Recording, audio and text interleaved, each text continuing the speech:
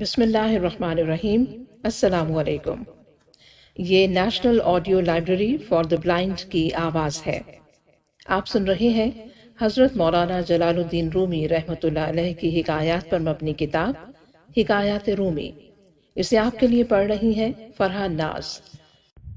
حکایات-E-Rumi، صفحہ نمبر 168، حکایت نمبر 44، پوشیدہ حکمت۔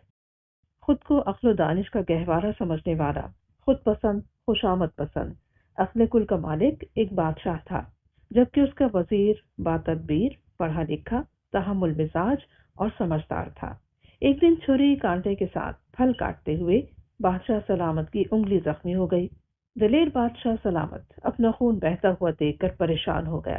وزیر نے کہا، ذل الہی، فکر کی کوئی بات نہیں، اس میں بھی اللہ تعالیٰ کی طرف سے کوئی حکمت پوشیدہ ہوگی۔ نازک مزاج بادشاہ سلامت چلا اٹھے، میری انگلی کٹ گئی ہے اور اسے اس میں کوئی بہتری نظر آ رہی ہے؟ داروغہ، اسے جیل میں ڈال دو۔ وزیر کو جیل میں ڈالنے لگے تو وہ بولا، اس میں بھی میری کوئی بہتری ہوگی۔ کچھ دنوں بعد بادشاہ کی انگلی ٹھیک ہو گئی۔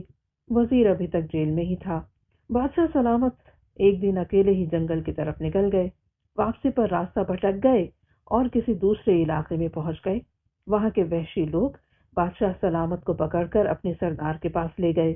سردار نے کہا، اسے کمرے میں بند کر دو، ہفتے کے دن اس کی قربانی ہوگی۔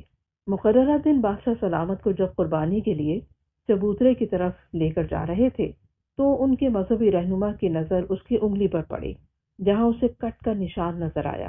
اس مذہبی رہنما نے جنگلیوں کے سردار کو مخاطب کر کے کہا، سردار، اس کی قربانی نہیں ہو سکتی کیونکہ یہ داغی ہے۔ اس وقت نہ صرف بادشاہ کو آزاد کر دیا گیا بلکہ بادشاہ کو وہ وحشی لوگ ملک کی سرحد تک چھوڑ گئے۔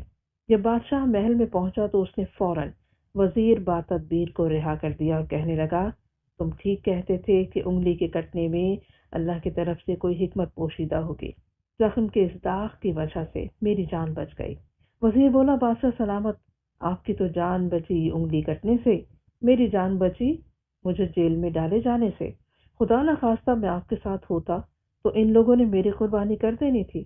دونوں کی زبان سے بے اختیار نکلا، سچ ہے، اللہ تعالیٰ کے ہر کام میں حکمت پوشیدہ ہوتی ہے۔ درس حیات، اللہ تعالیٰ کے ہر حکم میں حکمت پوشیدہ ہوتی ہے۔